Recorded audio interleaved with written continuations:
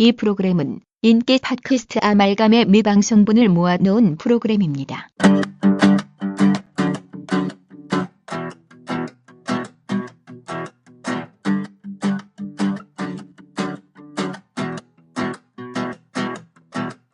안녕하십니까. 영화오독 60회 시작하겠습니다. 이작가입니다. 안녕하세요. 문직입니다. 그러니까 오늘 또 갑자기 추워졌네. 명절 오늘 다 끝났는데 갑자기 날씨가 추워집니다. 녹음하러 오려고 그랬더니 계속 따뜻하다가 이게 무슨 일일까. 아무래도 동장군이 오늘 새롭게 오신 게스트분을 반겨주시느라고 이렇게 마중 나와가지고 추워진 게 아닌가 싶으네요. 만드레이크가 원래 일정상으로는 지난주에 베트남 여행에서 마치고 돌아와서 이번 녹음에 참여해야 되는데 했어야 되는데 개인적인 사정 다른 어떤 모임에 나가야 된다고 그래서 거길 가느라고 우리 걸 제꼈어요. 그러면서 내세운 이유가 뭐였죠? 여행 가느라 지난주에 그 모임에 빠졌기 때문에 우리 걸 안 빠졌나? 그래서 오늘도 부득이하게 만드레이크가 이번 주하고 다음 주하고 2주간 빠지게 됐어요. 그래서 새로 만드레이크를 대체하실 수 있는 분.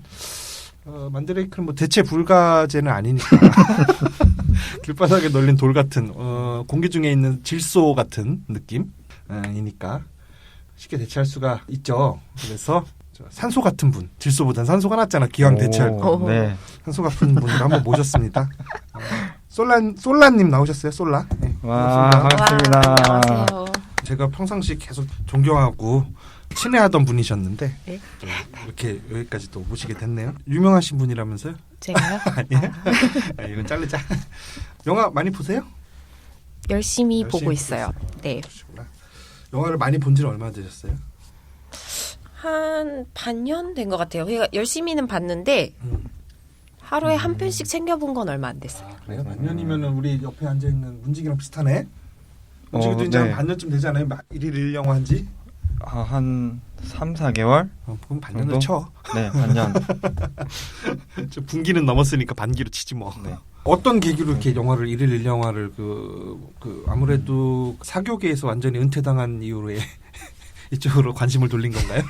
더 이상 나에게 연애는 없구나 해가지고 없지 않아 있네요. 없지 않아 있는데 원래 영화를 좋아했는데 보다 보니까 뭔가 부족하다는 느낌이 조금 들어서 하루에 하나씩 보다 보면 좀 지식이 늘지 않을까 싶어서 부족하다는 게 내가 본 영화 양이 부족하다는 게 아니라 영화 감수성이 부족하다? 아니 약간 질적인 게 부족하다? 제가 망작을 골라보는 능력이 있어서 그래 똥손이구나. 예, 우리 그래서- 만드레이크도 똥손이에요. 완전 대체자네. 그러게요. 만드레이크가 요번에 돌아오면 녹음하겠다고 선정한 게 굿모닝 베트남이었는데 나 보다 TV 부실 뻔했어. 그렇구나. 그래서 이제 영화를 고르는 안목을 더 기르기 위해서, 그래서 좋은 영화를 계속 선택해서 봐서 내 인생을 풍요롭게 하기 위해서 그렇죠. 1일 1영화를 하게 되었다군요. 문직이는 왜 1일 1영화 하고 있어요 요즘? 저는 이제 삶이 너무 공허하고 뭐라도 안 하면은 내가 이대로 몰락할 것 같은 그런 위기감에 영화를 보기 시작했습니다. 몰락이라는 건 뭐죠? 그 평범한 가장으로서 생을 마감한다는 얘기인가요? 네, 약간 그 겟아웃에 나오는 뇌에 빠진 분들 네, 같은 느낌? 하면서 내가 아닌 것처럼 되는 그런 느낌. 그래서 자아를 유지하고 찾기 위해서 영화를 선택했다. 동아줄로 삼고 잡고 있습니다. 하셨습니다. 그렇군요. 다 이렇게 이유가 있어서 하시는데 여러분들은 왜 영화를 보시는지 아마 데이트하느라고 보시겠죠. 그게 제일 좋은 것 같습니다. 데이트할 때 보는 거죠, 뭐 영화는. 네. 거기서 무슨 인생을 찾습니까? 맞습니다. 어떻게 뭐 한 주간 뭐 명절 어떻게 보냈어요? 명절. 연휴가 좀 길었잖아요. 아버지의 명절이란 과연. 연휴가 길어가지고 본가에 일찍 내려가서 한 3박 4일 동안 아내가 엄청 힘들었을 것 같아요. 한 3박 4일 동안 놀고 먹고 자고 하다가 그저께 올라왔거든요. 어제 아니면 그저께. 근데 차가 그날 엄청 많이 막혀가지고 실제로 뭐 신거 다 뺀다고 해도 차만 한 10시간을 탔어요. 난 그래서. 운전할 때가 제일 좋은데. 다음에 그 10시간. 내려갈 때 대리운전을 나한테 맡기자. 10시간 시간당 15,000원씩 해줄게. 진짜 너무 힘들었습니다. 어차피 장모님은 같이 있으니까 지금. 네, 가까이 계셔서 그래서 그렇긴 그렇구나. 한데 모르겠네요. 그래서 아내가 빨리 일찍 내려가서 좀 더 오래 있자고 얘기를 그래? 했어요. 왜 그러지? 왜 이제- 시대의 흐름에 역행하시지? 왜 그런 거지? 더 저를 생각해 줘서 그랬던 것 같아요. 아, 네. 아이씨. 고맙게 생각합니다. 근데 저는 별로 오래 있는 거 별로 안 좋거든요, 사실. 그치, 저 부모하고 성인이 돼서까지 친하게 지내는 건 범죄입니다. 죄를 짓고 왔습니다. 그래서 만드레이크가 계속 범죄를 저지르고 있죠. 아니, 40이 다 됐는데. 이 영화에서도 오늘 할 영화 캡틴 판타스틱에서도 봐요. 네. 나이 차니까 보내잖아요. 가야죠, 떠나야죠. 그렇습니다. 어떻게 저 명절 어떻게 보냈어요? 저요 집에서 영화만 봤어요. 네. 나랑 비슷하게 보냈네. 네, 그럼 전화하지. 열심히 리뷰 쓰고 영화 보고 했습니다. 영화 한 번 보셨고 저는 잠자다 보니까 정신 차려보니까 월요일이 됐어. 어머 깜짝 놀라서 읽어야 될 책이 연휴 기간 동안 읽어야 될 책이 한 4권 정도 있었는데 부랴부랴 그거 읽다가 보니까는 벌써 이제 출근한 날이 되고 막 너무 짜증이 나더라고요. 오늘 이제 목요일이잖아요. 그래서 오늘 쉬었어요 그냥. 짜증나서. 오. 네 그렇습니다. 근데 읽어야 될 책이 누가 정해주나요? 본인이 내 정하시는 스스로가 거예요? 정해주는 거지. 내 좌뇌가 운에게. 저는 새해 들어가지고 책을 읽으려고 마음을 먹었거든요. 잘 안 되더라고요. 안 먹는 게 좋은데 독서인의 진정한 자세는 책을 구매하는 데 있는 거죠. 그렇죠. 그래야 출판업계도 먹고 살지. 저자도 먹고 살고. 읽는 거랑은 별개예요. 저기 뭐 하여튼 그렇게 지냈고 여러분들 명절 어떻게 잘 보내셨죠? 예, 별로 잘 보내셨을 거라고 믿고 오늘 첫 출근이라서 다 머리에 지진 나셨을 텐데 저희가 방송으로 위로해드리겠습니다. 오늘의 영화 들어가 볼까요? 오늘의 영화는 캡틴 판타스틱입니다. We've been in the forest about 10 years. We created a paradise. They're going to be totally unprepared for the real world. What's cola? They have hot dogs. How did you kill those chickens? With an axe or a knife? It was already dead. Or cooked. We're going to file for custody of the children. Will they take us away from you? Nothing is going to change. We're a family.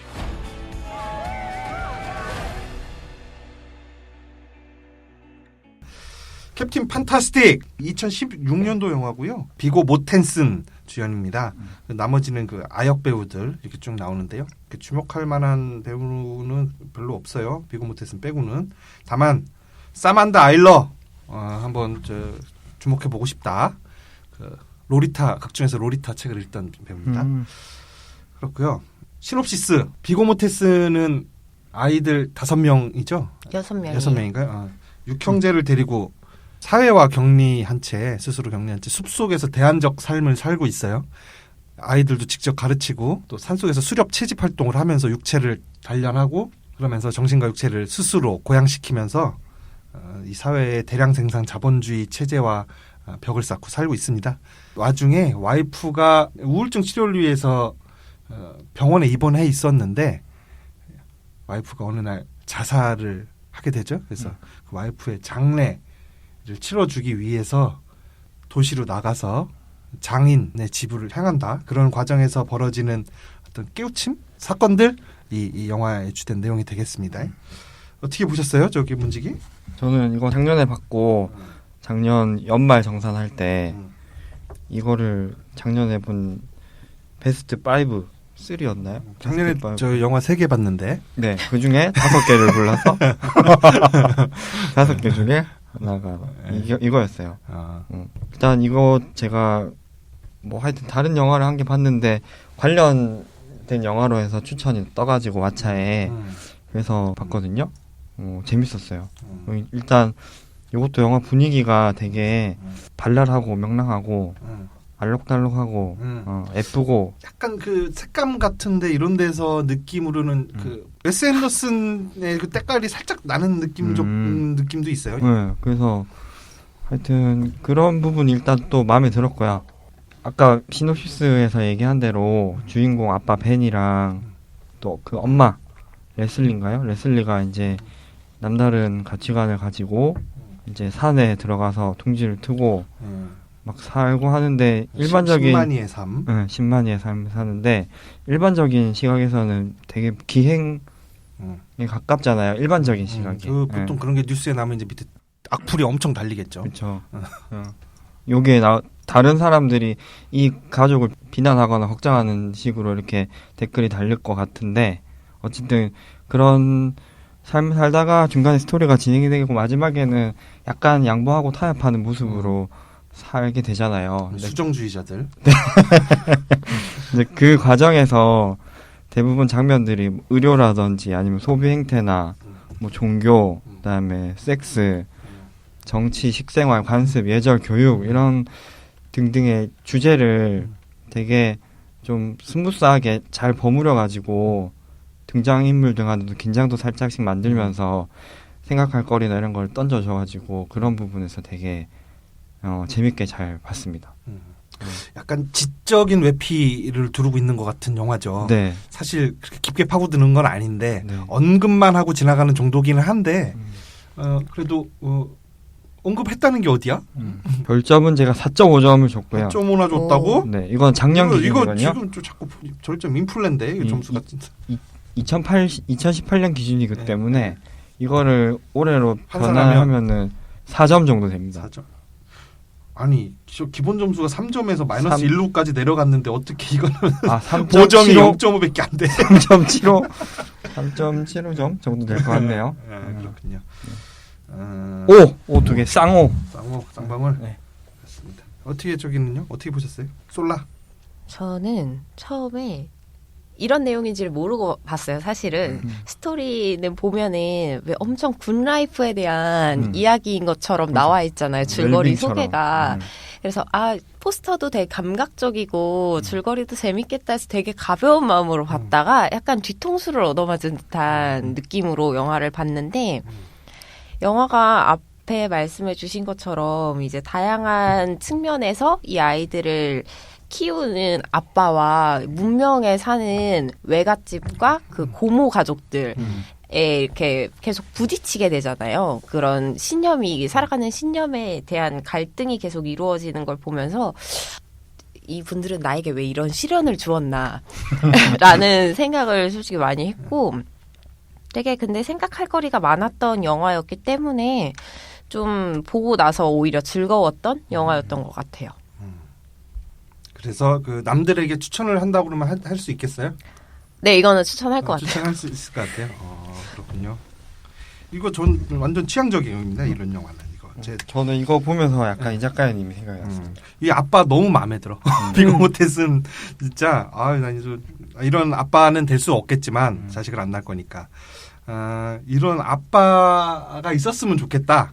나도 저 가족의 일원이었으면 좋겠다는 생각이 들 정도로 우리 아빠는 뭐 하면서 산 거야 대체.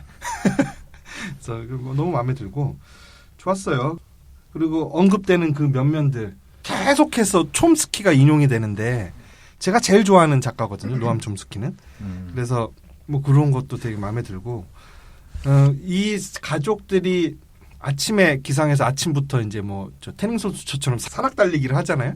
겨우 8살짜리 막내 아들까지 아빠부터 시작해서 아빠의 진두지휘 아래 이렇게 아침부터 일어나서 신체를 단련하고 낮에는 먹고 살아야 되니까 수렵 채집을 하고 이렇게 자급자족을 하는 거예요. 그리고 저녁 때는 모여 앉아서 각자 그 고전 명서들을 막 읽어요. 대단하죠? 뭐뭐 언급됩니까? 까라마조프 씨네 형제들도 나오죠. 이 책 봤어요? 아니요. 내용이 어려운 건 없는데 등장인물들 이름이 존나게 어려워요. 맞아. 도스도 이름부터 어렵지만 도스토옙스키 이름부터 어렵지만 이 사람 쓴 책들에 나오는 사람들 이름이 다 어렵고 또 러시아 문학이 다 그런 건지 그 사람만 그렇게 한 건지 모르겠지만 예명을 한 2-3개를 또 쓴단 말이야. 대부분 그래요. 러시아 문학이. 그러니까 까라마조프가 있고 그 까라마조프를 이름을 본명을 줄인 이름이 있고 또 얘를 부르는 애칭이 있고 막 이래가지고 이걸로 불렀다 저걸로 불렀다 막 그래가지고 이게 대체 누구야 하면서 앞뒤로 왔다 갔다 하면서 봐야 돼가지고 되게 어렵거든요. 그런 난관이 있는 책을 거기에 애기들이 막 읽고 있어요. 그다음에 총균세 있고 우주의 구조 봤습니까? 그건 안 봤어요. 그거 진짜 재밌어요. 우주의 구조. 만약에 우주에 관련된 3대장이 있다고 한다면은 제 개인적인 기준에서는 첫 번째로 코스모스가 있을 테고 두 번째가 평행우주라는 책이 있어요. 일본인이 쓴 건데 그 다음에 이 우주의 구조가 있거든요. 이게 끈이론을 이렇게 설명하려고 하는 쓴 책인데 대중적인 언어로 되게 잘 써 쉽거든요. 책은 엄청 두껍습니다. 정석보다 더 두꺼워요. 근데 두께가 주는 위압감과는 다르게 술술 읽히는 책들이거든요. 다 코스모스부터 다 해서 됐지만 이런 거를 읽고 있단 말이죠, 애들이. 그러고서 아빠가 그 딸한테 막 질문하는 게 그 양자 얽힘에 대해서는 다 이해했니 막 이랬는데 그걸 어떻게 이해하면 이해되는 거야. 어떤 그런 어떤 그 지덕체를 골고루 균형 있게 발전시켜 나가면서 그 자급자족 생활을 한다는 그 어떤 대안적 그 삶의 모습이 너무 뭐랄까 부럽기도 하고 좀 그랬습니다. 저도 그렇게는 사는데 수렵 채집 대신에 직장 생활을 하고 아침에 신체에 단련하는 거 대신에 게임을 하죠. 그다음에 저녁 때 책을 보는 거 대신에 영화를 보는데 참 안타깝습니다. 이래도 끼고 싶네요. 그래서 너무 재밌게 봤고 마지막에 엔딩이 사실 2번 나오는데 사실 엄마 장례식을 치러주는 장면 거기서 끝났어도 사실 영화는 뭐 별다르게 이상하지 않게 잘 끝났을 것 같은데 그 한 번의 엔딩이라고 봐요 저는. 그리고 마지막에 또 아들이 떠나가는 장면 그렇게 해서 또 한 번씩 엔딩이 나오는데 그 모든 2번의 엔딩이 다 인위적으로 눈물을 짜내려고 하지도 않고 너무 멋있더라고요. 참 잘 만들었다는 생각이 들었어요. 세련되게. 만약에 요번에 그 뺑반 감독이 누구죠? 뺑반 만든 감독이 만들었다고 하면 네, 바로 안 나오니까 엄청 장례식 장면에서 엄청 눈물을 쥐어 짰겠죠. 근데 그쵸. 이런 거는 그런 거 없이 담담하고 유쾌하게 담담한 게 아니죠. 오히려 유쾌하게 축제처럼 장례식을 치르는 이런 거라든지 해서 전체적인 분위기 너무너무 마음에 들었던 영화입니다. 그래서 저도 누구에게나 이거 추천드리고 싶어요. 그리고 굉장히 지적인 지적인 외피를 두르고는 있는데 그거를 깊숙이 다루고 있지 않기 때문에 깊숙이 다룬다기보다는 오히려 한 줄도 다루지 않기 때문에 책 표지만 다루기 때문에 이렇게 뭐 어려운 저걸 내가 이해 못하면 어렵다 이런 것도 없고 오히려 어디 가서 스노비즘을 막 지적인 허영을 사람들한테 막 부리기에도 좋고 맞아요. 아주 제 취향입니다. 그래서 추천드리고 싶네요. 여기서 그 첫 오프닝이 그거잖아요. 숲속에서 아메리칸 인디언들처럼 온몸에 진흙이나 이런 걸 발라서 위장을 하고 사슴을 기다리고 있다가 엄청 거대한 숲사슴, 미국 것도 얼마나 커? 그 숲사슴을 첫째 아들이 탁 단검으로 사냥해서 잡는 그 장면으로 시작하잖아요.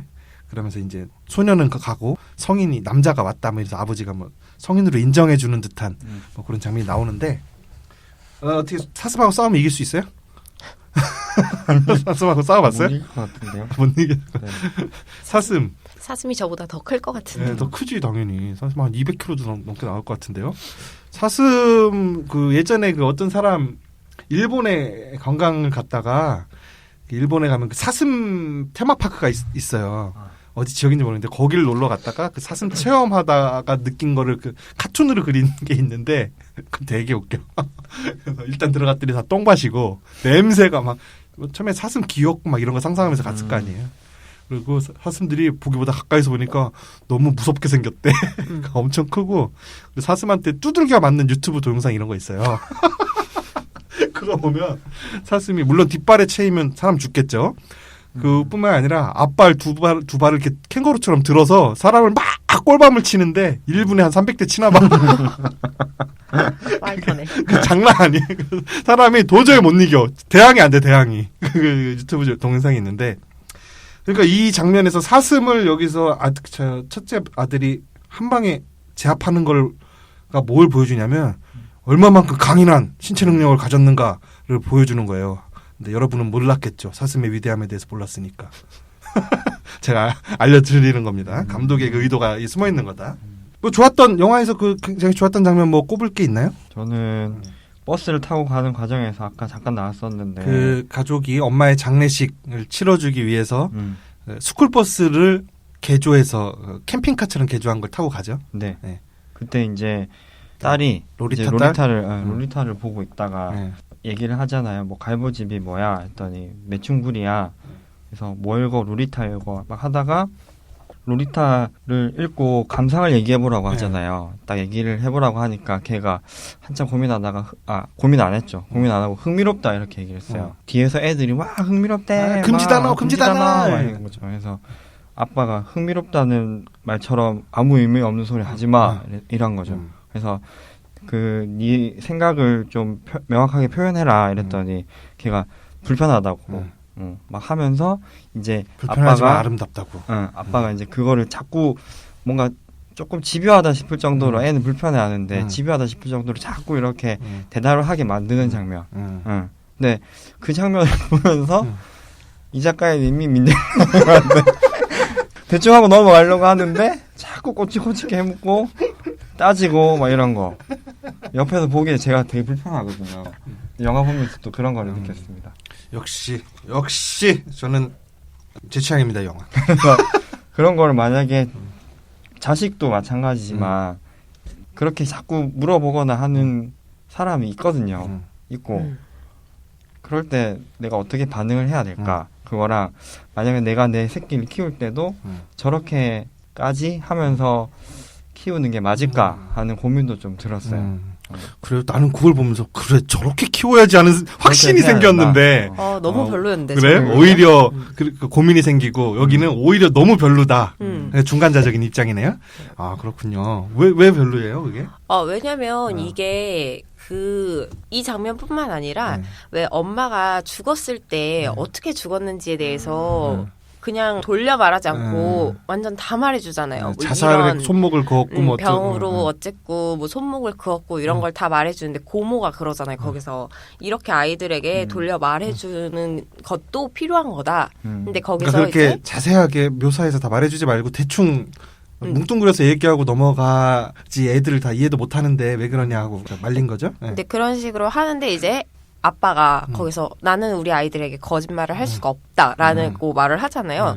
이게 좀 다 일맥상통했던 것 같은데 아이들이 선택이라는 걸 이제 할 수가 있어야 되는 거잖아요. 사실 뭉뚱그려서 말을 듣고 싶어 하는 애도 있을 거고 직접적으로 딱 듣고 싶어 하는 애도 있을 건데 이걸 선택을 하지 않았던 거잖아요. 이제 어른들이. 그런 이러한 부분들을 보면서 강압적으로 질문을 계속 집요하게 했던 것도 얘는 그만 말하고 싶을 수가 있어요. 근데 그걸 계속 집요하게 물어보는 것도 어떻게 보면 하나의 폭력의 일종이 아닌가라는 생각을 조금 했었어요. 그래서 이거를 직접적으로든 뭉뚱그려서든 선택을 할 수 있게끔 해서 해야 되는데 그걸 하지 않은 것도 어떻게 보면 아이들에게 조금 폭력적이지 않았나 라는 생각이 드니까 조금 저런 교육 방식은 조금 별로인 것 같다라는 생각이 좀 들더라고요. 그런 강압적인 모습들에서는. 저는 그게 굉장히 좋다고 생각을 한 게 왜 그러냐면 뭐 뭉뚱그려서 듣고 싶은 애도 있고 직접적으로 듣고 싶은 애도 있을 거다. 뭐 선택을 하게 해주지 않았다라는 얘기는 그러면 어떻게 말을 해도 그럼 선택의 기회는 다 박탈을 안 준 거예요. 뭉뚱그려서 말했어도 쟤는 직접적으로 듣고 싶었는데 뭉뚱그려서 말했기 때문에 선택의 기회를 박탈한 거고 직접적으로 말하면 쟤는 뭉뚱그려서 듣고 싶었는데 직접적으로 말했기 때문에 선택의 기회를 박탈당한 거고 고를 수 있게끔. 그러니까 너는 이 얘기를 직접적으로 들을래 뭉뚱그려서 들을래 하고 항상 어떤 말을 하기 전에 항상 물어봐야 되잖아요. 그러면 하여튼 뭐 그런 거에 대해서는 뭐 더 다르게 생각할 수도 있겠는데 이 영화는 저는 어떻게 봤냐면 하나는 플라톤에 대한 인용이고 하나는 노엄 촘스키에 대한 인용이다라고 생각을 했는데 노엄 촘스키의 저서 중에 실패한 교육과 거짓말이라는 책이 있어요. 그 책에 보면은 일단 학교라는 거 자체에 대해서 부정적으로 생각해요. 노엄 촘스키는 학교는 온순한 소비자, 묵묵한 노동자로 아이들을 길러내기 위해 복무하는 기관이다. 그러니까 권력 기업과 자본가에 복무하는 기관이다. 이렇게 노엄 촘스키는 비판적으로 바라봐요. 그래서 학교에서 항상 가르치는 거는 애들한테 질문하지 않는 거, 자기 생각을 갖지 않는 거, 사회의 주류 질서의 가치관을 내면화시키는 거를 계속 가르친단 말이에요. 그래서 도덕이라는 이름으로 애국이라는 이름 뭐 여러 가지로 가르치죠. 그리고 질서. 반에서는 다 책상을 줄 맞춰서 앉아 있어야 되고 종이 울리면 들어와야 되고 종이 치면 화장실에 갈 수 있는 거고 몇 시까지 학교 와야 되고 몇 시까지 학교 안에만 있어야 돼. 이런 거 그러니까 통제하는 방식을 가르친다 이거죠. 몸에 배도록. 그래서 노엄 촘스키는 그 제도 교육을 별로 좋지 않게 보는데 그 안에서도 그러면 선생의 역할은 뭐냐라고 했을 때 촘스키는 학생 스스로가 진실을 바라보고 선택할 수 있게 하는 것, 그렇게 도와주는 것이라고 촘스키는 말해요. 그래서 그 아버지의 역할이 제일 그런 것 같아요. 아이들을 비고 모텐슨이 항상 아이들을 모아놓고 뭘 할 때 물론 그 아이들한테 너는 숲속에 들어가서 살을래? 밖에 나가서 살을래? 이거를 뭐 선택할 수 있게끔 한 건 아니지만 일단 숲으로 다 데려간 거는 자기의 결정이죠. 그 안에서 애들에게 세상의 그 모든 지식들을 다 이렇게 알려주고 그다음에 어떤 자기의 결정이나 그 가족의 중대사가 있을 때마다 반기를 드는 다른 생각을 하는 애들이 있으면 물어본단 말이에요. 그럼 너의 논리로 한번 우리를 설득해봐. 라고 해서 그 아이가 당연히 안 되겠지. 어린애가 어떻게 뭐 아빠를 이기겠어. 그 논리로. 하지만 그런 훈련을 계속해서 시키는 거죠. 자기 논리를 더 정교하게 만들어서 남들을 설득시킬 수 있고 자기의 생각을 관철시킬 수 있는 기술을. 그리고 너가 왜 그렇게 생각해? 라는 질문을 끊임없이 반복하면서 그럼 나는 왜 이거를 이렇게 생각하게 됐을까? 계속 근원적인 질문으로 파고 들어갈 수 있게. 그래서 진실을 다른 사람한테는 진실이 아닐 수 있지만 그 각자가 자기 나름에 있어서의 그 진실을 찾을 수 있게끔 도와주는 정도의 역할을 하는 것 같아요. 그래서 노엄 촘스키의 교육관을 하나의 그 기둥으로 이 영화를 만들었다고 생각을 했는데 그런 면에서 저는 아버지가 집요하게 그 로리타 책을 읽고 있는 딸에게 그 책에 대해서 어떻게 느꼈어? 라고 말했을 때 딸이 대충 얼버무리고 흥미롭네요 하고 넘어가려고 할 때 아니 그렇게 아무 의미 없이 얘기하지 말고 너가 진짜 그 책을 보고 느낀 점이 뭔지 그리고 그 느낀 거는 왜 그렇게 느꼈는지에 대해서 한번 생각해 보라는 거죠. 생각에 훈련을 시킨다고 저는 봤어요. 그래서 만약에 딸이 저는 이렇게 해서 이게 불편해요. 근본적으로 이거는 아동성애잖아요. 하지만 아름다워요. 모순된 감정을 느낀다는 거죠. 거기서 비고 못했으니 너는 왜 거기도 말도 안 되게 모순된 감정을 느끼니 그 책은 그런 게 아니라 이러이러한 의미를 담고 있는 거야 라고 만약에 애들한테 강요를 했다면은 자기 생각을 아니면 주류 해석을 강요했다면은 그건 아까 말한 것처럼 굉장히 불편한 교육으로 볼 수 있을 텐데 저는 그런 게 아니라 딸이 하는 얘기를 다 듣고 그래 넌 그렇게 느꼈구나 좋았어 하고 운전을 계속 한단 말이죠. 좀 그런 면에서 봤을 때 진실을 찾게끔 도와주는 그 조력자, 그러니까 노엄 촘스키가 말했던 선생의 이상적인 역할을 하나의 그 인격체로 만든 캐릭터가 아닌가 생각이 들더라고요. 그래서 저는 오히려 그 장면이 굉장히 좋았어요. 이렇게 또 다르게 느낄 수가 있는 거네요. 근데 그런 부분은 있어요. 그러니까 그 지금 여기 나왔던 그 딸은 그래도 이런 것들을 뭔가 잘 얘기할 수 있을 그 정도 만한 어릴 때부터 그런 훈련을 받았기 때문에 그 정도 레벨에 올라갔겠죠. 지금은. 근데 두 가지 장면이 더 있었던 것 같아요. 하나는 그 말 안 듣는 남자의 렐리 아닌가요? 그 하여튼 바나나 넷째. 바나나. 넷째쯤으로 보이네요. 넷째. 걔가 이제 하여튼 크리스마스나 넷째가 문제야. 셋만 나요, 셋만. 넷째는 문제가 될 소지가 커. 그래서 크리스마스 날이나 챙기지. 왜 이런 말도 안 되는 노엄 촘스키의 날을 만들어서 그러니까 하느냐. 요게 배경 설명을 좀 하자면 그게 되게 재밌는 장면인데 너무 웃겼어. 아이들이 좀 의기소침해 있으니까 아버지가 음식 해방이라면서 마트에서 음식을 털어다 아이들한테 다 역할이 부여돼 있어. 아버지는 심장마비가 온 것처럼 연기를 하고 막 애들이 막 부산하게 왔다 갔다 하면서 근데 아빠는 연기도 잘해요. 똑똑하고 윤깨구멍하고 그 연기까지 잘하잖아요. 야, 그 정도 하는 거야. 왜? 있을 수 있어. 그래서 이게 하나의 또 플라톤주의를 또 주소를 단 거라는데. 하여튼 그래서 식료품점을 털어서 그게 지금 숲속에 살고 있는 게 아니라 엄마 장례식을 해주러 아마 미국 북부에 사는 것 같은데 한 중부쯤으로 내려가는 것 같아요. 한 3일 정도 운전하는 것 같으니까. 중간에 어느 식료품점에 들어서 그 식료품을 털어다가 배를 채우려고 하는 건데 근데 애들이 너무 엄마도 죽고 의기소침해 있으니까 기운을 좀 북돋아 주려고 오늘은 노암 촘스키 데이 하면서 케이크를 하나 훔쳐온 걸 까가지고 애들한테 애들은 그거 못 먹잖아 평상시에 맨날 그 사냥해서 먹다가 너무 신나하죠. 그러면서 애들이 뱅글뱅글 돌면서 촘스키 노래를 막 하면서 하는 장면이 있어요. 그게 웃기죠 굉장히.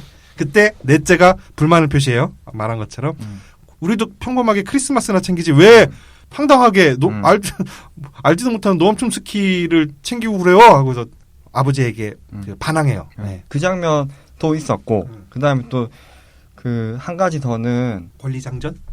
아니요. 그 권리장전. 권리장전도 있고 막내가 중간에 이 얘기도 나중에 할 것 같은데 중간에 이제 섹스에 관한 거를 물어봤잖아요. 그러고 나서 똑같은 그 장면에서 그 노암 촘스키 셀러브레이팅 할 때 선물을 주는데 각 아이들에게 하나씩 선물을 주죠. 아버지가 훔쳐왔지 그것도 마트에서.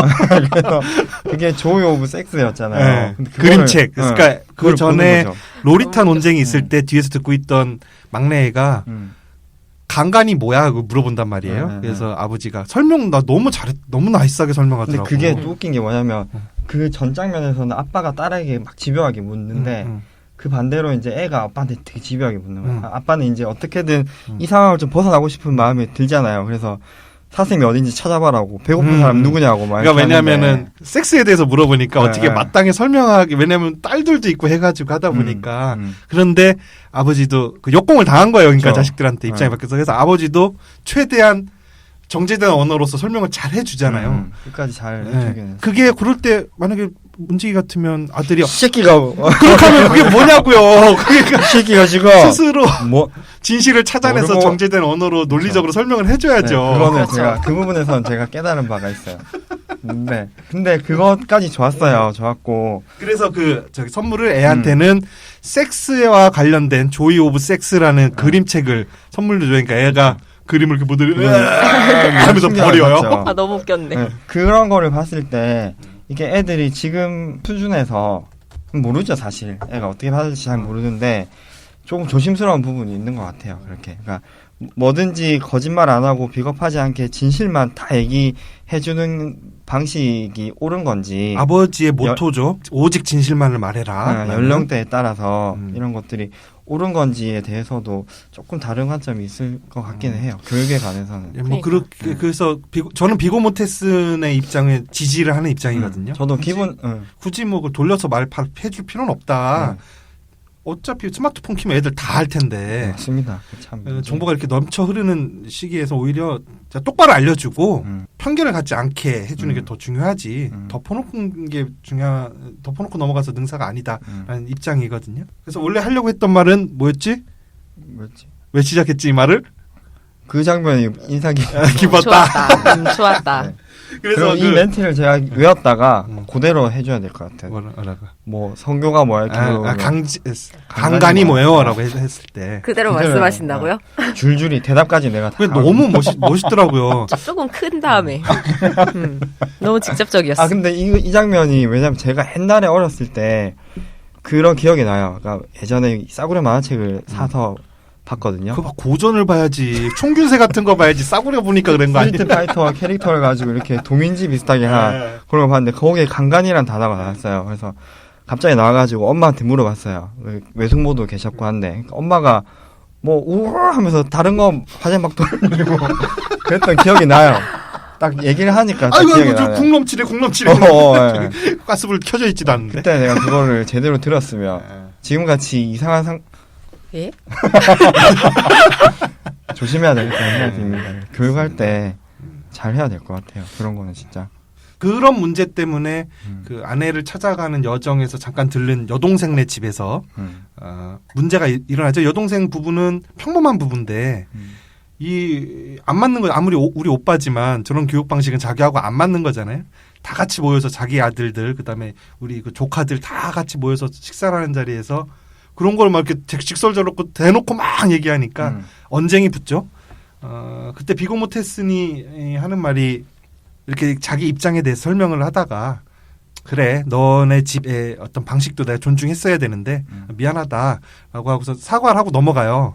좀 그런 장면이 너무 멋있고 그 뭐랄까 이 사람의 어떤 침착함 이런 것들에 대해서 되게 멋있게 느껴지는 게 아들 딸들이 좀 곤란한 질문을 할 때도 굉장히 정제된 언어로 논리적으로 이렇게 설명을 쫙 해주잖아요. 그게 그냥 갑자기 되는 거 아니라고요. 평상시 자기가 계속 생각을 파고들어서 나온 거겠죠. 또 남들하고 언쟁이 붙었을 때 괜히 승질낼 필요 없어 사실. 저 사람하고 나하고 생각이 다른데. 근데 우리는 보통 승질을 내잖아요. 그래서 만드레이크한테 좀 화가 맨날 나는데. 근데 거기서 그래 그 감정을 딱 배제한 상태로 그래 너희 집은 너희 집의 방식이 있으니까 오케이 하고 이렇게 쿨하게 사과를 탁 하고 넘어가는 게 너무 멋있더라고요. 저런 장면은 내가 또 배워야 되겠다. 그래서 내가 캡틴은 캡틴이지만 판타스틱이 못 되는 이유가 저거구나. 아니 직급이 캡틴이니까. 직급이 캡틴입니다. 캡틴. 회사에서 영어로 하면. 저는 그 로리타 장면에서 그 뒤에서 동생이 자꾸 강간에 대해서 물어볼 때 아버지한테 논쟁에서 공격을 당했던 수세적인 입장했던 그 두 딸이 아버지가 그 버벅버벅하면서 그 대답을 할 때 그 표정이 맞아요. 뒤에서 엄청 귀여워요. 그 표정이. 당해봐라 이런 그 표정. 표정이. 그것 때문에 제가 이 배우 앞으로 주목하기로 했어요. 인상 깊은 장면.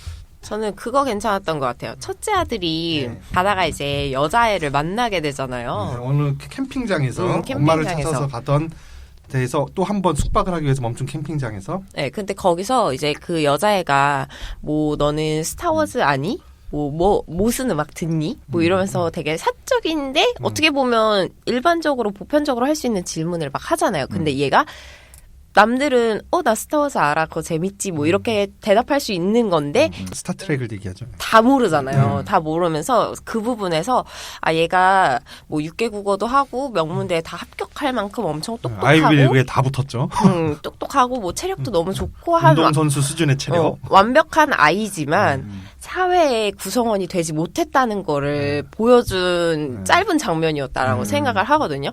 그래서 그 장면을 통해서 이 남자애가 대학에 대한 그리고 사회의 문명에 대한 것을 조금 더 절실히 바라고 아빠한테 말할 수 있는 계기가 되지 않았나라는 생각이 좀 들어서 되게 재밌으면서도 마지막 결말로 가는 그런 하나의 복선처럼 되지 않았나라는 생각 때문에 좋게 봤던 것 같아요. 거기서 그 아들 그 아이비리그의 명문대는 다 붙은 우리 뭐 저 문지기도 공부 잘했었는데 결국 불법 의료원이 돼가지고 우리는 상상도 못한 그런 학교들에 싹 다 붙어서 그러니까 진짜 뛰어난 거죠. 지덕체를 골고루 갖췄는데 사회생활 그러니까 인간관계에 있어서는 너무너무 서툰 거예요. 왜냐하면 숲속에서 고립된 생활을 했었기 때문에 그런 2번 정도 나오는데 첫 번째는 처음에 한번 그 자기네 본거지 근처에 생필품을 사러서 아버지가 잠깐 나왔을 때 마트에서 문 열다 마주친 소녀들 어떻게 소녀들은 자연스럽게 인사하는데 얘는 어떻게 할 줄은 몰라서 눈도 못 마주치잖아요. 모른 척하고. 네. 그리고 그 장면 한번 나오고 두 번째는 그 캠핑장에서 만난 여기서는 조금 더 길게 얘기를 해서 여자애랑 첫 키스까지도 하게 되는 아유 진짜 훌륭해. 프로포즈까지. 그 여학생의 엄마도 진짜 훌륭하다고 생각해. 키스했는 거 다 알았는데 못 만나게 하는 거 아니고 내일 또 만나라. 오늘은 늦었다 하는 정도에서 이렇게 한다는 게 우리가 아무리 미국 미제 앞제비 일을 뭐 욕을 해도 미국 사람 괜찮아. 정부가 싫은 거죠. 미국인이 싫은 게 아니라. 아무튼 거기서도 한번 드러나는데 어떻게 해야 될지를 모르잖아요. 그리고 첫 키스를 한번 했다는 이유로 바로 그 여자에게 청혼을 한단 말이에요. 이 정도로 서툴러 애가. 귀엽죠. 귀여워요. 봤겠어요? 그래서 하면 아니요. 왜 안 봐도 이 정도로 그거 괜찮은데 엄청 괜찮은데. 아니 근데 현실적으로 생각해 보면 그런 남자랑 연애를 한다는 게 얼마나 피곤할지 벌써. 그래? 나는 좋을 것 같은데. 왜냐면 공부 머리는 있을지언정 약간 센스라든지 이런 건 떨어질 수가 있단 말이에요. 또 안 해봤잖아 얘가. 그거 언제 가르쳐? 그거 제 생각을 해서는 그거 오해예요. 사회에서 계속 살면서 사람들하고 부대끼면서 살면서 공부도 그냥 적당히 하고 혹은 못하거나 뭐 이러면서 산 사람들도 센스 엄청 없어요 다. 맞아, 그건 그렇죠. 차라리 똑똑하고 없는 게 낫지 병신 없는 거보다는. 그런 게 연애는 안 가르쳐줘도 돼요 이런 거. 물론 이제 얘가 다른 사회적인 부분은 다 모자라겠죠. 뭐 친구도 사귀어 본 적이 없을 거고. 근데 연애는 혼자 하는 게 아니잖아요 사실. 물론 딴 것도 마찬가지지만 그러니까 피곤하죠. 여자가 알려줘야 되잖아. 그렇죠. 그런 부분이 있어요. 근데 아니 사귀고 나서 18살인데 사귀고 나서 그 나이였으면 괜찮았을 텐데 이제 제 나이에는 나이 40 먹었는데 남자가 오더니 누구를 알려줘서 키워서 연애할 나이가 아니어서. 그렇죠. 뭐 그렇게 생각하면 그렇죠. 근데 이제 처음에 이 두 그 친구들이 서로 이제 그 남자애와 마음을, 여자애 트고 끌리게 되는 걸 보면서 저는 물론 이제 얘가 사회성이 부족하구나는 그런 걸 전달하고 싶었던 장면이긴 한데 이게 연애는 사실 우리가 의도해서 되는 것도 아니고 또 자기 매력이라는 게 그런 좀 뭔가 허술하고 멍청한 데서 나오는 부분도 있고 두 번째는 얘가 또 거짓말을 한단 말이죠. 여기서 엄마에 대한 저는 그걸 거짓말이라고 보지 않고 센스가 아니라 그 훈련받은 거예요. 그렇게. 아빠한테? 네, 그 전에 편의점을 털 때도 훈련받은 대로 다 행동을 하잖아요. 그러고 나서 음식 털어갖고 와서 다시 한번 분석하죠. 야, 이렇게 한꺼번에 뛰어나오는 거는 비효율적이었어. 뭐 이렇게 막 분석을 하고 한단 말이에요. 그것처럼, 그리고 경찰관한테 한번 저 차를 수색당하는데 거기서도 훈련받은 대로 역할극을 벌이죠. 광신도 집안인 것처럼. 그러니까 경찰이 수색하다 말고 너무 좀 무서우니까 그냥 나가잖아요. 그런 것처럼 어떤 질문, 왜냐하면 분명히 이상하게 볼 테니까 산속에서 아빠들 이렇게 모여서 그냥 자기들끼리 산다고 그러면 신고를 할 수도 있고 하다 보니까 상황에 딱 들어맞게끔 역할 훈련받은 대로 얘기한 거예요. 외국 파리에서 지내다가 지금 넘어온 지 얼마 안 됐다. 그래서 잘 모른다 이 동네. 뭐 이런 식으로 말이 되게끔. 저는 그렇게 거짓말했다고 보진 않고 훈련받은 대로 했다고 생각했어요. 저는 얘가 지금 그런 상황이 되니까 자기 나름대로 본능적으로 그렇게 뭐 거짓말을 하거나 잘 보이고 싶어서 네, 그런 걸 하거나 그렇게 볼 수도 있죠. 그래서 역시 뭐 연애는 뭐 구라다. 구라로 푸는 거다. 맞아요. 그 모든 게 세련되고 여자 마음 잘 알아주고 알아서 잘하는 사람이라도 연애라는 거는 퍼즐 조각 끼우는 것 같아서 그 사람 삐죽 나온 부분하고 내가 쏙 들어간 부분이 이게 맞아야 뭐 되는 거지. 뭐 세련됐다고 해서 꼭 다 잘 되는 것도 아니고 하다 보니까 귀엽다고 하셨잖아요. 그러니까 10대였으면 사귀었을 거예요. 20대였어도 사귀겠다. 나 같으면. 이제 그 시기 때문에. 예, 그렇습니다. 저는 그 장면이 그 두 번의 장면, 편의점에서 첫 번째 마을 편의점에서 여학생들을 마주쳤을 때 쭈삣쭈삣. 두 번째 캠핑장에서 여학생을 마주치고 첫 키스한 다음에 애가 막 너무 막 그 흥분해서 혼자 앞질러 나가고 무릎 꿇고 청혼하고. 귀여워. 이런 그 어떤 서툰 장면이 뭘 보여주냐면 비고 모테슨 아버지의 서툼을 보여주는 것 같아요. 그러니까 이 비고 모테슨은 와이프 사라 생전에 플라톤의 이상주의를 꿈꾸면서 이상국가를 꿈꾸면서 그 산 속에 들어와서 산 거란 말이에요. 플라톤은 철인 정치를 주장했잖아요. 철인 정치가 뭐냐면 뭐 철권을 휘두르면서 하는 정치가 아니라 철학자가 국가를 다스려야 된다라는 뜻이잖아요. 그 이상국가예요. 플라톤이 말하는 철인 그 철학자는 뭐냐면 뭐 우리가 뭐 철학가 교수 이런 사람들을 말하는 게 아니라 국가를 운영하는 데 있어서 필요한 그 지식들을 갖춘 사람을 철인이라고 보는 거거든요. 사람을 고치는 사람은 사람을 고치는 데 필요한 지식을 갖춰야 되잖아요. 그것처럼. 그래서 그런 철인을 길러내야 된다 이렇게 보는 건데 그래서 20살 때까지는 다 똑같이 교육을 시키고 20살 때 일정 수를 걸러내고 거기서 선발된 사람들은 다시 30살 때까지 또 10년을 교육을 시킨단 말이에요. 뭐 체육, 음악, 문학, 철학, 과학 다 교육을 시키고 그래서 30살 정도 됐을 때 또 한 번 선발을 해서 거기서도 선발된 사람은 15년 정도 동안 각 도시로 보내서 그러니까 행정 업무나 이런 걸 맡겨요. 하급 업무. 그래서 그러면서 세상 속에 나가서 30살이 될 때까지는 교육만 받고 살았는데 세상 속에 나가서 이 사람들 속에서 세상을 경험하는 거예요. 그러고 나서 55세쯤 됐을 때 또 아직 얘가 살아있으면 왜냐면 그때 평균수명이 짧았으니까 살아있으면 그 중에서 뽑아서 국가 운영을 시킨다는 거죠. 그쯤 되면은 다시 선발은 하지 않는데 왜냐하면 15년간 얘가 실무 경험을 쌓으면서 평판이 쌓였을 거기 때문에 그때 돼서는 그냥 그 평판에 따라서 사람을 지도자층으로 맡기면 된다 이거죠. 그런 생활을 한 거라고 봐요. 플라톤의 이상주의, 이상국가적인 세상을 자기 안에서 만들어서 계속 철학도 가르치고 문학도 가르치고 과학도 가르치고 언어도 가르치고 그 교육을 막 시키고 신체도 단련하게 하고 그다음에 덕도 있어. 얘네들이 세상에 나와서 그 식당에서 깜짝 놀라잖아요. 사람들이 왜 이렇게 다 뚱뚱해? 라고 놀라잖아요. 자기들은 기어다닐 때부터 암벽 등반을 해가지고 그냥 온몸이 다 근육인데 너무 놀라는 거잖아요. 그러면서 얘네들이 뭘 하냐면 그렇지 하지만 사람을 놀려서는 안 돼. 라면서 그러니까 얘네들은 덕까지도 갖춘 거예요. 그런 정도를 갖췄는데 그래서 아버지가 아직 못한 게 뭐냐면 얘네들이 실무 경험이 없어. 그렇죠. 플라톤의 이상국가에 따르면은 나이 30세 정도 되면 이제 실무를 하게끔 세상에 내보내야 된단 말이에요.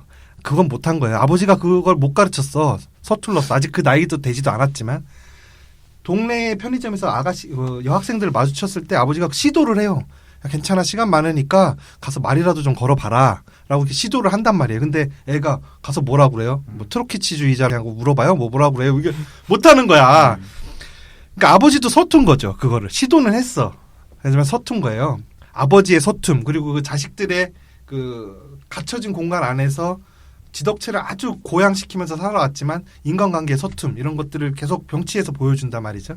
그래서 영화의 결론부에 다다르면 아버지도 결국에는 자신의 서툼에서 한 단계 더 도약해서 드디어 아이들을 사회 속으로 그러니까 실무 속으로 교육 받을 대로 받았고 이제 세상을 가서 세상을 배워라라는 식으로 한 계단 더 성장하는 거죠. 한계에서 그런 모습을 보여준다고 생각했거든요. 그래서 그 아들 레미가 두 번의 그 버벅거림 여학생들을 두고 한 버벅거림에서는 그런 아버지의 서툼을 오히려 아들의 모습으로 역으로 보여주는 씬이 아닌가 그런 생각이 들더라고요. 어때? 아닌가요? 맞습니다. 그래서 뭐 재밌었어요 그 장면이. 저는 여기서 보면은 저는 순전히 이 비고 모테슨의 입장에 그 이입이 돼서 영화를 처음부터 끝까지 봤어요. 같이 본 사람은 그냥 어떤 그 가족 전체에 이렇게 포커스를 맞춰서 보더라고요. 그래서 저 가족이 갈등을 일으키다 다시 화합하는 뭐 이런 내용으로 뭐 이렇게 받아들여서 보시던데 뭐 그것도 당연히 맞는 하나의 해석이고 저 같은 경우에는 오로지 그 비고 모테슨의 성장 그리고 그 플라톤주의와 노엄 촘스키의 교육관 그 두 개의 기둥을 가지고 있는 아버지의 어떤 한 단계 성장을 그린 영화라고 이렇게 봐져서 좀 모든 장면들이 다 아버지하고 연계돼서 생각이 되더라고요. 제가 그렇게 가족 위주로 봤습니다, 이 영화를. 가족 위주로 봐서 아까 말씀하신 것처럼 그 약간 어떻게 보면 저는 약간 그리고 아빠보다는 자식의 입장에서 가족을 바라보는 느낌으로 영화를 봤는데 아직 이제 제가 어리다 보니까 아니 우리도 어려요. 어떻게 왜 그래? 전 자식이 없으니까 이제 아니 뭐 나도 없어. 점점 이상해지네요. 여하튼 그 어떻게 보면은 이게 아이들에게 좋은 방향의 교육관을 알려주는 것 같아 보이지만 또 한편으로 어떻게 보면 약간은 억압적일 수 있잖아요. 이런 부분들이. 근데 이제 이러한 일련의 사건 뭐 큰애가 대학을 가고 싶어 한다든지 아니면은 이제 넷째가 계속 뭐 크리스마스든 이렇게 문명을 계속 발해하잖아요. 평범하게 살고 싶어 하는 넷째. 뭐 그 외갓집에서 살겠다 뭐 이런 식으로 문명을 계속 원해하고 그리고 이제 결국 걔를 구출하기 위해서 베스퍼 그 딸이 구출을 하다가 둘째 정도로 보이죠. 아니, 둘째 아니면 셋째가 구출을 하다가 사고를 당하잖아요. 그 사고를 저기 할아버지네 집 2층 집에 자기는 할아버지랑 사겠다 있는데 거기를 지붕 타고 몰래 가서 저기 데리고 오라고 투입시키죠. 미션을 주죠. 맞아요. 임무라고. 그래서 일련의 이런 사건들을 통해서 이 아버지가 본인의 가치관이나 신념이 엄청 강했던 사람이었잖아요. 물론 남에게 이런 걸 인정을 하지만 근데 이런 가치관과 신념 에서 어느 정도는 이별을 한 거예요. 이런 신념을. 자식들을 위해서라도. 그렇게 같이 가족이 성장했다라고 좀 생각을 했어요. 이런 장례식을 통해서. 그래서 가족들이 다시금 헤어졌다가 신념을 약간 이별하고 나니 다시 융합이 돼서 이 가족이 더 긍정적인 방향으로 사회 구성원이 되면서 이렇게 한 단계 더 아빠만 성장을 한 게 아니라 가족들이 다 같이 스텝업을 하게 되는 거잖아요. 그래서 이런 걸 보면서 이 영화가 물론 그 아빠인 벤 입장에서도 성장 영화라 볼 수 있지만 희망적이고 독특한 가족 영화가 아니었나라는 조금 생각을 하면서 약간 어려워 보이고 블랙 코미디 같은 요소도 강해 보이지만 알고 보면 사실 어렵지 않은 따뜻한 영화였다라는 생각을 좀 많이 했던 것 같아요. 보면서. 맞습니다. 영화의 구조는 그 플라톤의 이상국가론에서 철인이 길러내지는 구조를 그대로 따르고 있거든요. 아들 같은 경우가 딱 그거예요. 그래서 이제 20년 동안 수업을 받았고 이제 세상에 실물을 쌓으러 나가는 그 구조를 조금씩 변형시켜서 저는 만들었다는 생각이 드는데 그래서 결말에서도 진짜 마음에 들었던 게 뭐냐면은 그 만약에 아들이 그 첫째 아들이 그 모든 아이비리그를 다 붙었는데 아버지는 좀 강경한 입장이었잖아요. 엄마하고 아버지가 있었는데 아버지는 그래 우리끼리 숲속에서 자급자족하면서 세상의 파괴적인 문명으로부터 우리 스스로를 보호하고 인민에게 권력을 주는 그런 세상을 꿈꾸면서 살자. 그런 아버지 계획이 있었고 그리고 엄마의 입장은 엄마는 영화 시작부터 고인으로 나오지만 엄마는 아버지의 그 적극 동감하면서도 또 약간 그래도 어느 정도 애들이 크면 대학도 보내고 그러니까 사회에서 하나의 구성원으로서 진짜 리얼 잡을 얻어야 애들이 그래도 앞으로 자기네들 죽은 이후에도 살아갈 수 있을 테니까 그것까지 대비를 한 입장이잖아요. 그래서 아버지 몰래 첫째를 도와줘서 대학교에 시험 보게 또 해주고 한 거잖아요. 아버지랑은 조금 입장이 좀 달랐던 거죠. 그래서 그 아버지가 어머니 정도의 그 수정주의적 입장에 좀 나중에 영화 말미에는 이제 받아들이면서 영화가 끝나는데 엔딩에서 진짜 마음에 든 게 만약에 그 첫째 아들이 가족으로부터 이제 떠나죠. 근데 대학으로 갔으면 난 좀 실망했을 것 같아요. 그게 아니라 어디 나미비아? 어디 뭐 아프리카 어디 한 지역인 것 같아요. 지도에서 아무 데나 찍어서 골랐다는 거예요. 세상으로 나아간다는 게 그게 아주 좀 마음에 들었어요. 대학으로 가서 제도권 교육 안으로 다 편입돼서 다시 또 그 안에서 묵묵한 노동자, 온순한 소비자로 가공되는 것보다는 와일드 월드로 나간다. 그렇게 끝맺음을 한다는 게 좀 마음에 들었습니다. 그리고 이제 아버지는 그 수정주의적 입장을 좀 받아들여서 뭐죠? 그 차 이름이 스미스라고 불렀나요? 뭐 네, 스미스 맞아요? 스티브라고 불리던 그 캠핑카 폐차시키잖아요. 영화 말미에. 닭장이 네, 닭장으로 쓰고 있죠. 바퀴 다 빼놓고. 그리고 그 뭐야? 이젠 그 차가 더 이상 필요 없는 거잖아요. 그 차는 원래는 필요했어요. 숲속에 살 때는 마을로 내려와서 생필품을 살려면. 근데 마을로 내려왔다는 얘기죠. 이제 어떤 가정집에서 여전히 아이들은 상추 뜯고 저 나무 열매 따고 닭장에서 계란 가져오고 그렇게 생태주의적 삶을 살아요. 그런데 아버지는 뭐 하고 있냐면 애들이 따온 거 가지고 도시락을 싸고 있어요. 점심 도시락. 뭐냐면 애들 학교 보낼 준비하고 있는 겁니다. 그러니까 자신이 여태까지 고수해왔던 가치관에 따른 어떤 생활 양식도 유지하면서 또 하나 또 애들을 이렇게 고립시켜서 키우기보다는 사회와 또 적응시켜서 사회와 교류를 주면서 키우는 그런 좀 수정주의적인 방향으로 또 갔다라는 걸 알려주면서 영화가 끝맺잖아요. 그게 뭐랄까 좀 타협했다는 생각이 들어요. 저는 관객하고 아들이 세상으로 나간 것까지는 저는 너무 마음에 들었는데 아버지가 그 약간 수정주의로 돌아섰다는 거에서는 그렇게 하면 관객들 다 기분 좋지.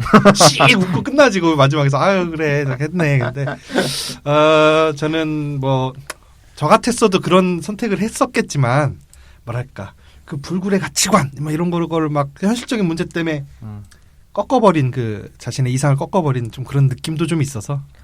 근데 그건 저는 그래서 엔딩이 오히려 마음에 들었던 네, 것 같아요. 그러니까요. 왜냐하면 그 자신의 가치관을 계속 끌고 나갔다라고 한다면 본인만 그렇게 사는 게 아니잖아요. 결국에는. 그러니까 자신의 가치관을 유지하기 위해 결국 가족들의 가치관을 모조리 꺾어버린다는 소린데 오히려 그렇게 만약에 영화가 끝났다면 제 입장에서는 조금 강압적인 독재가 아니었나라는 생각이 오히려 들었을 거예요. 맞아요. 저도 그래서 말씀드린 것처럼 저도 그 아빠 입장이면 애들이 있고 그러면 그런 선택을 했을 거예요. 비고 모테슨 같은. 그래서 제가 하는 말은 그런 이상주의적 가치관을 가지고 혼자 살아야 된다. 자식을 낳으면 안 된다. 그거를 또 한 번 여기서 뼈저리게 느꼈습니다. 그렇지. 할 거면 차라리 혼자. 애들 때문에 뭐 어떻게 안 되는 거야. 네, 이 꿈과 저기를 버려야 돼 이상을. 그런 느낌이 들었어요.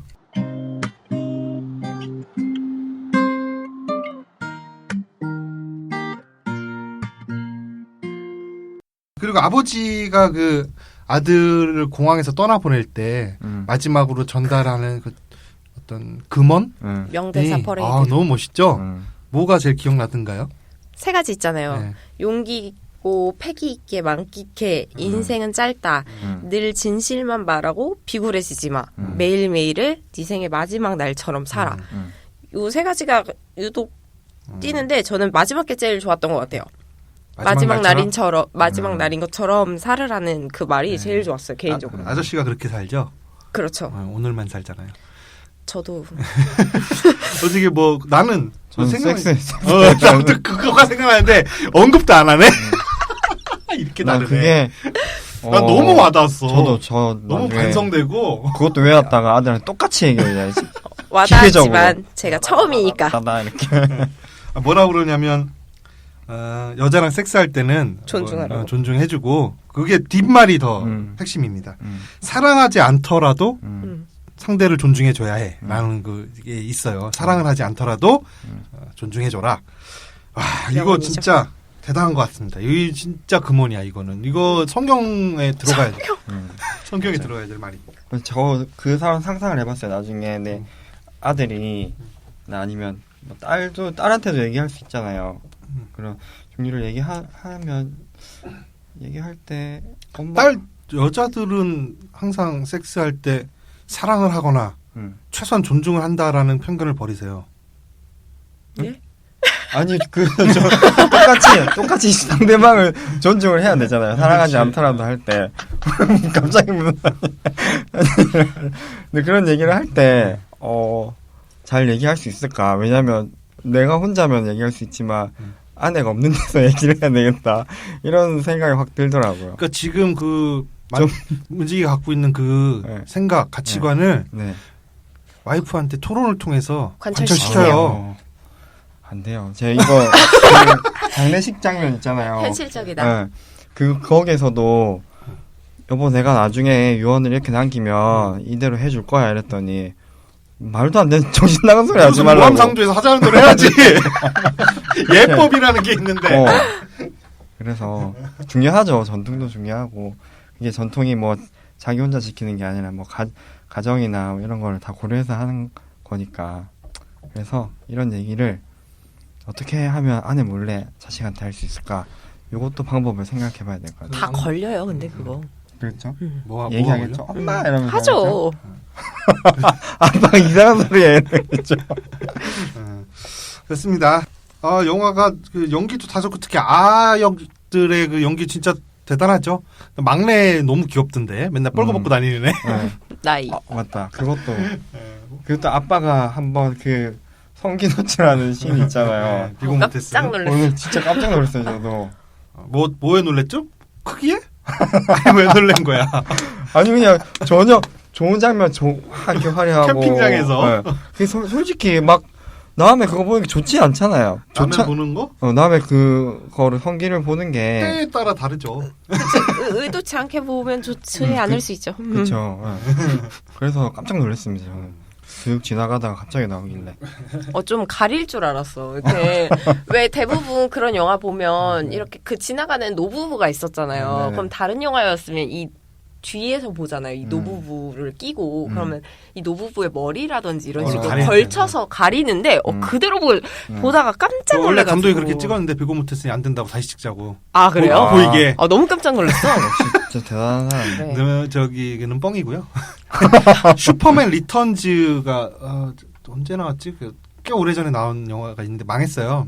슈퍼맨 리부트한 첫 번째 리부트작이었는데 망했어.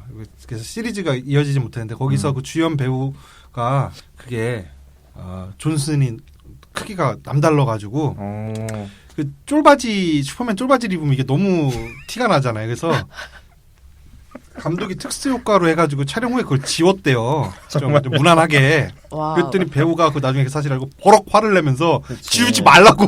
그럼 요청을 했대요. 자신감인데. 자신감인데. 그러니까 그래서 뭐 그런 맥락에서 이 비고 모테슨의 노출도 한번 생각해 볼 수 있지 않을까? 뭐 내가 뭐 본 거 아니지만 그런 생각을 해봤습니다. 그 장면도 명장면이죠. 네. 그러니까 아들이 맨날 뻘거벗고 다니던 그 막내 애기가 아빠 옷 좀 입어 밥 먹을 때는 막 이렇게 핀잔 주는 게 그 전에 아빠가 계속 막내한테 핀잔 주거든요. 밥 먹을 때 옷 입으라고. 그거 재밌습니다. 그런 장면도. 그 영화 말미에 그 넷째가 나는 할아버지네 집에서 살 거야. I hate you. I fucking hate you. 하면서 아빠한테 반항하잖아요. 그러고서 할아버지 집에 남았잖아요. 할아버지 존나 부자야. 맞아. 거기서 이 할아버지의 집, 우리 할아버지에 대한 어떤 애들의 평가도 신랄합니다. 이 파시스트 자본주의자라고 자본가라고 하고 또 이 집 이런 식의 공간 활용은 비윤리적이다라고 하면서 무슨 말인가요? 혼자서 그렇게 넓은 면적을 점유하고 산다는 거는 그쵸. 비윤리적이다는 얘기겠죠. 사치를 보여주는 거다라는 말을 하잖아요. 그러면서 진짜 대단합니다. 애들이 이렇게 커야 돼. 어쨌든 그건 좋았어. 그러고 나서 미션으로 넷째를 구하러 이제 투입을 시키자는 그 잠입 미션을 주는데 둘째나 셋째쯤으로 보이는 딸내미가 아까도 했던 얘기지만 그 잠입하다가 지붕에서 미끄러져서 떨어져서 다리가 부러지잖아요. 그러면서 그 의사한테 갔더니 의사가 큰일 날 뻔했다고 엑스레이를 찍어봤는데 몇 미리만 더 깊숙이 다쳤어도 마비가 올 뻔했다. 그러면서 애들이 이거 또래 애들하고 비교가 되지 않을 정도로 너무너무 건강하다라고 하지만 그래도 크게 다치지 않은 건 너무 운이 좋았다. 그러니까 그거 같아요. 장인이 말한단 말이에요. 비고 모태슨한테. 자네가 정해놓은 그 수많은 기준을 다 애들이 통과한다 하더라도 얘네들이 리얼 월드에서는 적응하지 못한다라고 일침하는 장면이 있어요.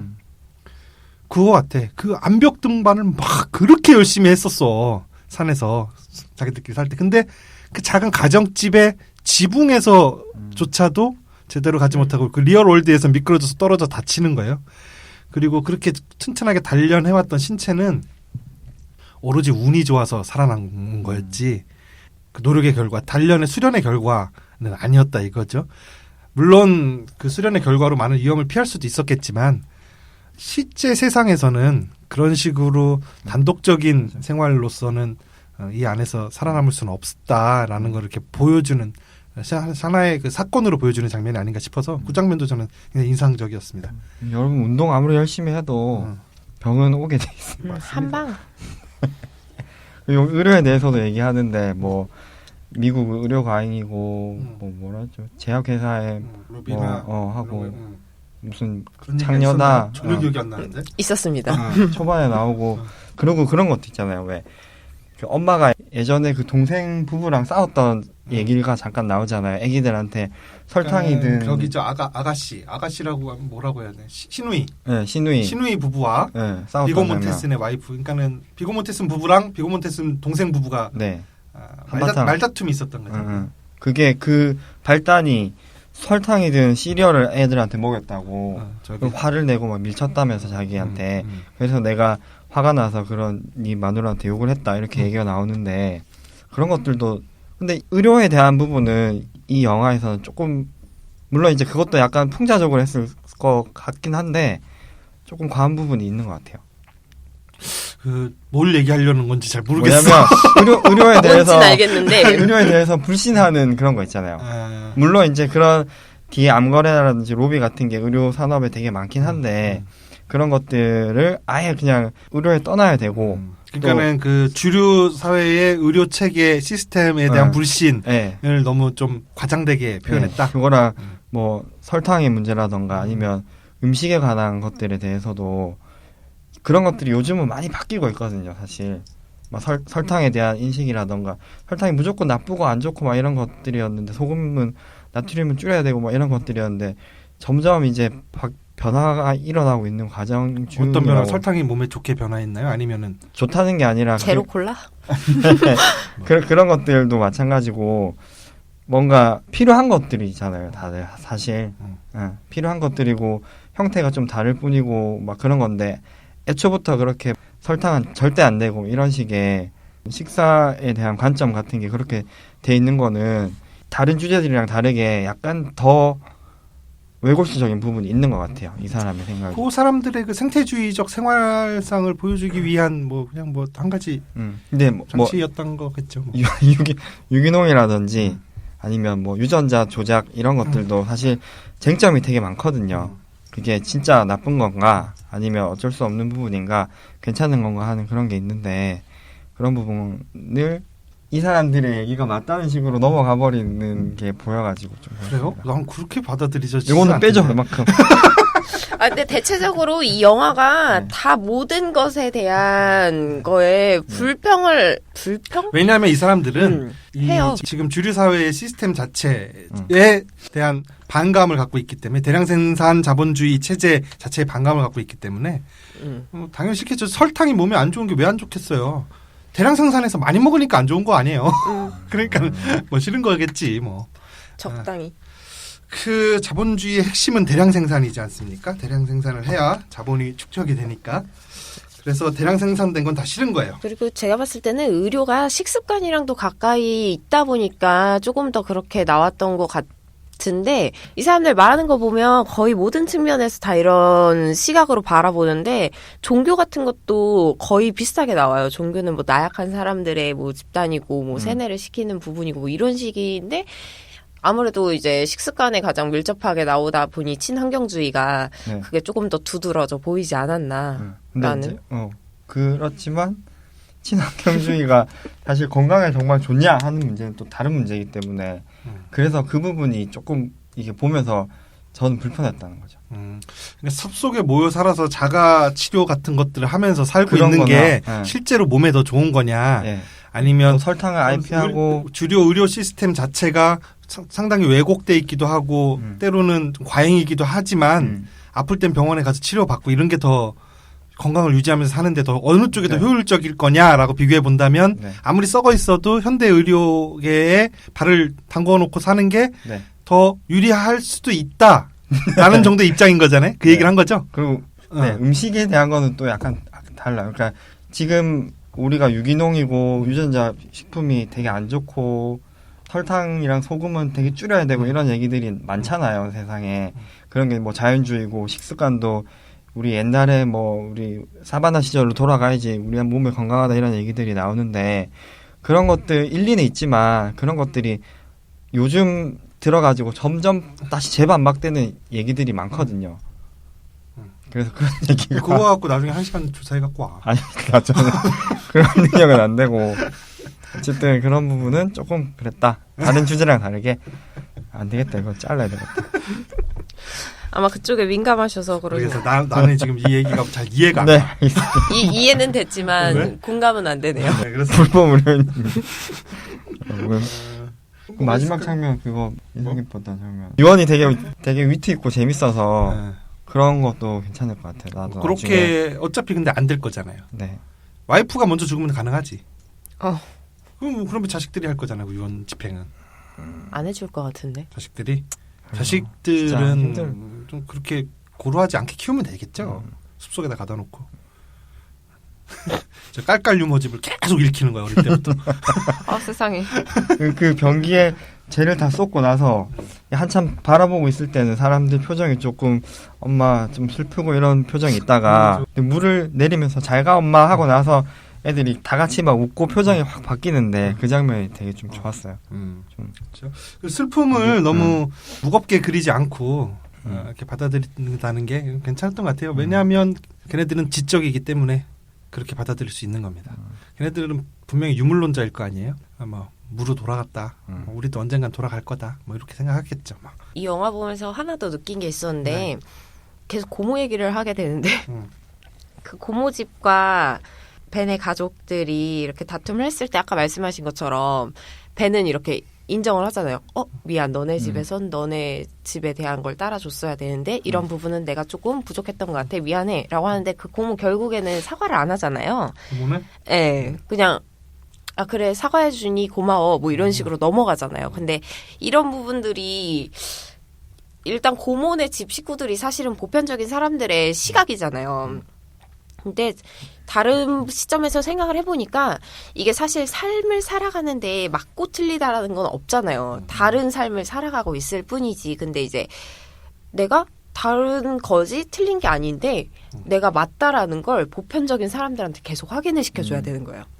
확인을 시켜주면서 내가 이렇게 살고 있는 게 맞고 내가 이렇게 노력을 하고 있고 너는 나를 이 정도는 인정을 해줘야 되고 뭐 이런 걸 계속 보여줘야 되는 게 왜 다름을 인정하지 못하고 무조건 다른 걸 틀리다라고만 할까라는 부분에 대한 안타까움도 조금은 보였던 것 같아요. 아이들은 만족해 하잖아 이 삶을.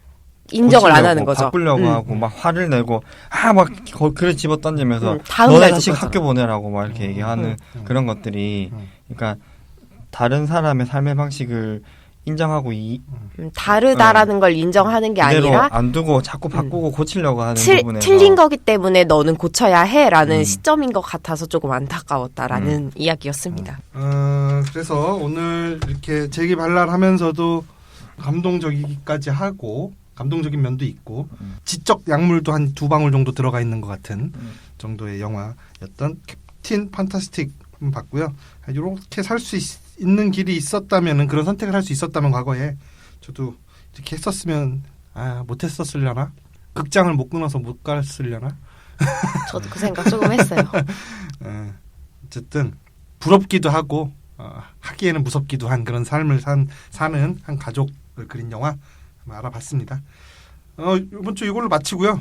다음 주에 다른 내용 가지고 한번 다시 돌아오도록 하겠습니다. 지금까지 이 작가였습니다. 안녕. 반가웠습니다.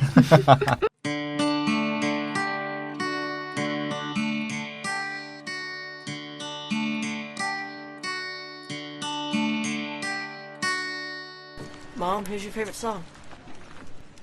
She's got a smile that it seems to me reminds me of childhood memories where everything was as fresh as the bright blue sky.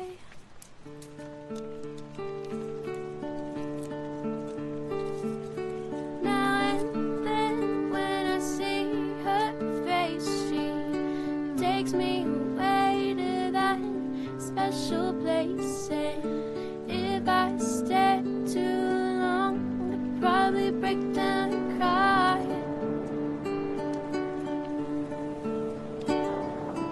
Oh, sweet child of mine. Oh, sweet love of mine.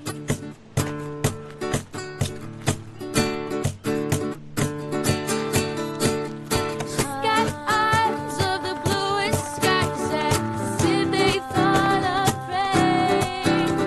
I'd hate to look into those eyes and see an ounce of pain. Hair reminds me of a warm, safe place where, as a child, I'd hide and pray for the thunder and the rain to quietly pass me by. Oh, sweet child of mine. Say, oh, sweet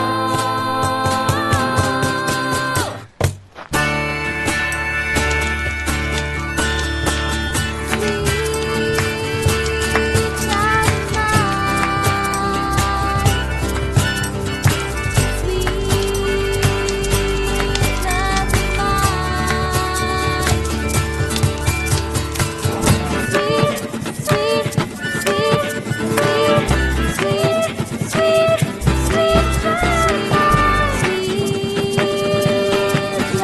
of mine.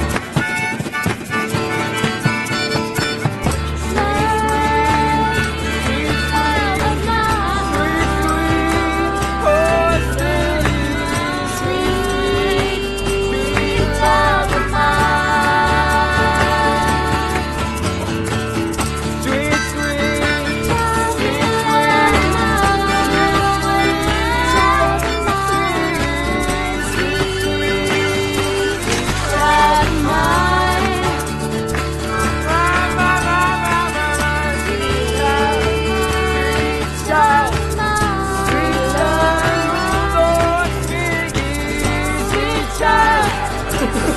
child,